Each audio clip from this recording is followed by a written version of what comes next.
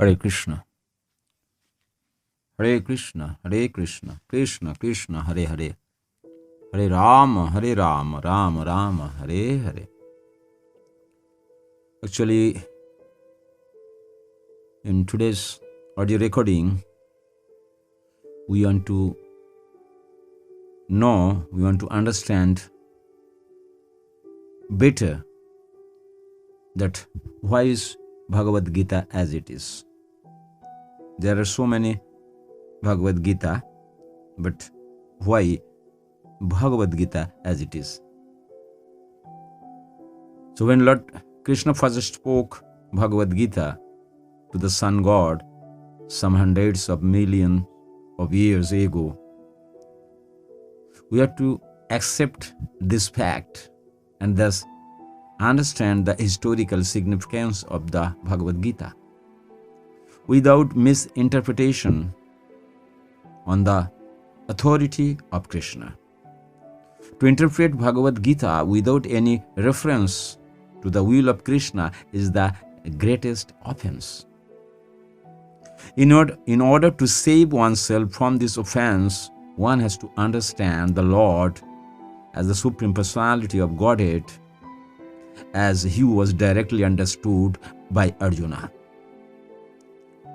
Lord Krishna's first disciple, such understanding of Bhagavad Gita is really profitable and authorized for the welfare of human society in fulfilling the mission of life. The Krishna Consciousness Movement is essential in human society, for it offers the highest perfection of life. That is the goal of the life. How this is so is explained fully in the Bhagavad Gita. Unfortunately, mundane wranglers have taken advantage of Bhagavad Gita to push forward their demonic propensities and mislead people regarding right understanding of the simple principles of life. Everyone should know how God or Krishna is great, and everyone should know the factual position of the living entities. Everyone should know that a living entity is eternally a servant, and that unless one serves Krishna, one has to serve illusion in different varieties of the three modes of material nature, and thus wander perpetually within the cycle of birth and death. Even the so-called liberated Mayavadi speculator has to undergo this process. This knowledge constitutes a great science, and each and every living being has to hear it for his own interest. People in general, especially in the age of Kali, are enamored by the external energy of Krishna, and they wrongly think that by advancement of material comforts, every man will be happy.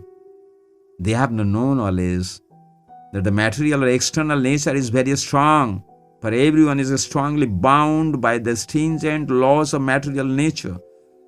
A living entity is happily the part and parcel of the Lord, and thus his natural function is to render immediate service to the Lord. By the spell of illusion, one tries to be happy by serving his personal sense gratification in different forms, which will never make him happy. Instead of satisfying his own personal material sense, he has to satisfy the sense of the Lord. That is the highest perfection of life. The Lord wants this and he demands it. One has to understand this central point of Bhagavad Gita. This is the essence of Bhagavad Gita and why we should read the Bhagavad Gita as it is and understand it conformably. Thank you. Hare Krishna.